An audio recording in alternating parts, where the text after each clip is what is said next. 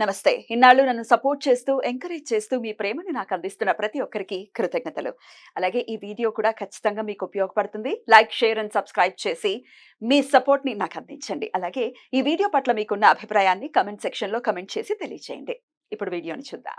జ్యోతిష్య శాస్త్రం ఒక అద్భుతం. వేదాంగమైన జ్యోతిష్య శాస్త్రం అనేటువంటిది మానవ జీవన గమనానికి ఒక వరం. జ్యోతిష్య శాస్త్రం నీ జీవితంలో వెలుగునింపే ఒక భాష. ఆ భాష నీకు అర్థమైతే ప్రకృతి నీతో మాట్లాడుతుంది. అస్ట్రాలజీ నేర్చుకోవాలి అనుకునే వారికి అద్భుత అవకాశం. మురళీధర శర్మ గారి అస్ట్రాలజీ క్లాసెస్ అతి త్వరలో మొదలు కాబోతున్నాయి. 100% జాబ్ గ్యారంటీ. వివరాల కొరకు సంప్రదించండి. నమస్కారం, వెల్కమ్ టు అవర్ ఛానల్. నేను పద్మిని. ప్రస్తుతం మనం మల్కాజ్గిరిలోని శ్రీ వల్లభ గణపతి దేవాలయంలో ఉన్నాము. ఈ దేవాలయంలో ప్రధాన అర్చకులు మన మురళీధర శర్మ గారు. ఈ దేవాలయం గురించి మాట్లాడితే అత్యంత శక్తివంతమైన దేవాలయం అని ఖచ్చితంగా చెప్పుకోవచ్చు. కొన్నేళ్ల నాటి దేవాలయము. సో ఇక్కడ వల్లభ గణపతి కొలువు తీరి ఉన్నారు. అలాగే ఆంజనేయుడు, లక్ష్మీ, పార్వతి, సరస్వతి ముగ్గురు త్రిశక్తులు కూడా ఉన్నటువంటి దేవాలయము. ఇది చాలా రేర్ గా ఉంటుంది. పార్వతీదేవి ఉంటుంది, లేకపోతే లక్ష్మీదేవి ఉంటుంది, సరస్వతి ఉంటుంది, కానీ ముగ్గురు కలిసి ఉంటారు. అటు పక్కన ఉంటుంది. అలాగే ఈశ్వరుడు కూడా కొలువుదీరు ఉన్నాడు, నవగ్రహాలు కూడా ఉన్నాయి, ఆంజనేయుడు కూడా ఉన్నారు. సో చాలా శక్తివంతమైనటువంటి దేవాలయం. మరి ఇక్కడికి ఈ రోజు రావడానికి గల కారణము, శ్రావణ మాసం వచ్చేసింది. శ్రావణ మాసంలోనే సంకష్టహర చతుర్థి ప్రతి శుక్లపక్ష చవితికి చేసుకుంటూ ఉంటాం. కానీ శ్రావణ మాసంతో మొదలు ఈ వ్రతాన్ని చేసుకుంటూ ఉంటారు. ఇన్ని నెలలు దండం పెట్టుకుని, అది 11 నెలల, 13 నెలల, 21 నెలల, వారి వారి కోరిక, వారి వారి ఇచ్చ మేరకు చక్కగా దండం పెట్టుకుని చేసుకుంటూ ఉంటారు. అయితే ఇంకా కొంతమందికి ఎలా చేసుకోవాలో ఈ సంకష్టహర తెలియదు. కాబట్టి ఒకసారి మీకు డైరెక్ట్ గా ఇక్కడ ఆయన మురళి గారు గణపతి దేవాలయంలోనే ప్రధాన అర్చకులు కాబట్టి ఆయన చేసి చూపిస్తారు. ఒకసారి డెమో వీడియో చేసి చూపిస్తారు. చక్కగా చేసుకుంటారన్న ఉద్దేశంతో నేను ఇక్కడికి రావడం జరిగింది. ముందుగా మురళి గారికి నమస్కారం చెప్తా. నమస్కారం మురళి గారు. మహాదేవ, శ్రీమాత్రే నమః. చాలా చాలా కృతజ్ఞతలు. నేను అడిగిన వెంటనే మీరు ఒప్పుకున్నందుకు. అద్భుతం అండి. నేను ఇందాక చెప్పినట్టుగా చాలా మహిమాన్వితమైనటువంటి దేవాలయం అని ఖచ్చితంగా. అండ్ మీరు కూడా ఏదో మీ పిల్లవాడిని చూసుకున్నట్టే చాలా ముద్దుగా చూసుకుంటారు ఆయన. ఏమిటి అంత ప్రేమ మీకు ఆయన అంటే? అంటే అలంకరణ చెప్పేస్తుంది మీకు ఎంత ప్రేమ ఉందో ఆయన అంటే. ఆయనే కాదు, శివుణ్ణి కూడా చాలా అందంగా తీర్చిదిద్దుతూ ఉంటారు. అమ్మవారిని కూడా. నాకు అలంకరణ అంటే వాస్తవానికి మొదటి నుంచి కూడా ఇష్టం. అది దేవుళ్ళకి చేయాలి అని చెప్పి ఎంత అద్భుతంగా చేయాలి అని చెప్పి. అద్భుతం. సో మురళి గారు, నేను ఇందాక అన్నట్టుగా శ్రావణ మాసంతోనే మొదలవుతాయి ఈ సంకష్టహర చతుర్థిని చేసుకోవటం అనేది. మరి ఎలాగండి, ఎలా? ఇప్పటికే కొంతమందికి తెలియని వాళ్ళు ఉన్నారు. మరి ఎలా చేసుకోవాలి సంకష్టహర చతుర్థి అనేది ఒక్కసారి వివరంగా ఒక డెమో వీడియో, అలాగే ఒకవేళ సంకష్టహర చేయలేని పక్షంలో ఇంకేమైనా ప్రత్యామ్నాయాలు ఉన్నాయా అనేది కూడా ఒక్కసారి మీ ద్వారానండి. తప్పకుండా అమ్మా. విషయం ఏమిటి అంటే, ఇక్కడ సంకటహర చతుర్థి అంటేనే మనకు సంకటాల నుండి విముక్తి కలిగించేటువంటిదే సంకటహర చతుర్థి. కనుక మరి అలాంటి సంకటహర చతుర్థి మనకు పౌర్ణమి నుండి 3 లేదా 4వ రోజు రావడం జరుగుతుంటుంది ప్రతి నెలలో కృష్ణపక్షంలో. మరి ఈ యొక్క కృష్ణపక్షంలో వచ్చేటువంటి యొక్క సంకటహర చతుర్థిని ఎంతో సింపుల్గా చేసుకోవచ్చు ఇంట్లో. సింపుల్గా, మరి ఇంకా భారీగా కానీ ఇంకా అద్భుతంగా చేసుకునేటువంటి పద్ధతి ఉంది. కానీ ఇప్పుడు మనం చెప్పేది ఏమిటి అంటే, అందరూ కూడా ఇంట్లో చేసుకునేటువంటి విధి విధానము. అయితే ఇక్కడ ఒక 3 నెలలు లేదా మనకు 11 నెలలు, 21 నెలలు ఈ విధంగా చేయాలి. మధ్యలో ఏదో 1 నెల లేదా 4 నెలలు ఇలా ఉండదు. చేస్తే 3 నెలలు చేయండి. లేదు అన్నటువంటి సందర్భంలో 11 నెలలు లేదా 21 నెలలు చేయాలి ఖచ్చితంగా కూడా. అయితే ఏదో ఉపవాసం ఏదో ఉంటున్నాము అనేటువంటి భావన, అంతేగాని మరి వీరికి అసలు ఎట్లా చేయాలి అనేటువంటిది చూసుకున్నట్టయితే, ఈ విధంగా ఒక ఎరుపు రంగు వస్త్రాన్ని తీసుకోవాలి. 1 మీటర్ ఉండేటువంటి ఒక ఎరుపు రంగు లేదా తెలుపు రంగు వస్త్రం, ఎరుపు రంగు లేదా తెలుపు రంగు వస్త్రాన్ని తీసుకొని చక్కగా కూడా ఇందులో చిటికెడు పసుపు కుంకుమ వేయండి. మీరు మీ చేతులు వేయండి, మధ్యలో పసుపు కుంకుమ వేయండి. అంటే ఇది పూజా విధానం కాదు, ఇంకొక మీరు ముడుపు విధానాన్ని చెప్తున్నారు. ఇదే సంకష్ట రోజు చేసేటువంటి పూజలో ముడుపు స్వామి వారికి. ఇది అయిన తర్వాత మరలా పూజా విధానం చెప్తాం. అలాగే చిటికెడు పసుపు, చిటికెడు కుంకుమ వేసిన తర్వాత ఒక 3 గుప్పెళ్ళ బియ్యం పోయండి. 3 గుప్పెళ్ళ బియ్యం కవర్ లో ఉన్నవి ఒక 3 సార్లు పోయండి. జాగ్రత్త, మెల్లగా. మనసులో ఎందుకోసం చేస్తున్నాము అనేటువంటిది చాలా మస్ట్, చాలా అవసరం. ఇది ఎందుకోసం చేస్తున్నాం అనేది అవసరము ఖచ్చితంగా కూడా. దేనికోసం చేస్తున్నాం అనేది తప్పకుండా సంకల్పించుకోవాలి. అదే మనసులో ప్రతిసారి అనుకుంటూ మీరు ఒక 3 పిరికలంతా బియ్యం పోయండి, గుప్పిళ్ళంతా పోసారు కదా. పోసిన తర్వాత చక్కగా కూడా ఒక తమలపాకు సమర్పించండి. జాగ్రత్తగా తమలపాకును 2 తమలపాకులు పెట్టండి, మధ్యలో మధ్యలో పెట్టేసి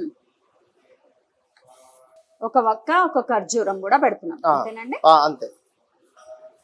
అండ్ స్వామి వారికి మరి దక్షిణ పెట్టాలి ఖచ్చితంగా కూడా. ఇదిగోండి ఒక దక్షిణ పెట్టేసేయండి స్వామి వారికి. దక్షిణ కూడా పెడతాం మన ఓపిక, మన శక్తి కొలది. ఇగో ఇంత అంత అని కాదు, అక్కడ ఎంత పెట్టినా తక్కువనే కనుక ఆ విధంగా దక్షిణ పెట్టేసి దీనిని ఒక ముడుపు లాగా కట్టేసే. ఫస్ట్ దీని నుంచి దీనికి కదండి, అంతే. ఒక ముడుపు లాగా కట్టుకోండి.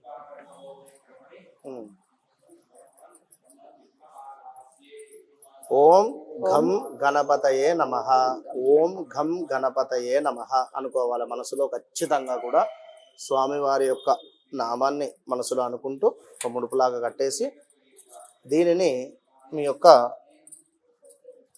పూజా మందిరంలో సపరేట్గా ఒక చక్కగా ముగ్గు వేసి ఆ యొక్క ముగ్గు మీద కానీ లేదా ఒక రాగి ప్లేట్ మీద కానీ పెట్టండి. ఈ యొక్క ముడుపును పెట్టేసిన తర్వాత చక్కగా కూడా దీపారాధన చేసిన తర్వాత ఒక ఈ విధంగా ముడుపు ముందు ఒక దీపారాధన చేయండి. చక్కగా కూడా దీపారాధన చేసి ఒక 2 అరటి పండ్లు అక్కడ అర్పించండి. 2 అరటి పండ్లు అక్కడ సమర్పించండి.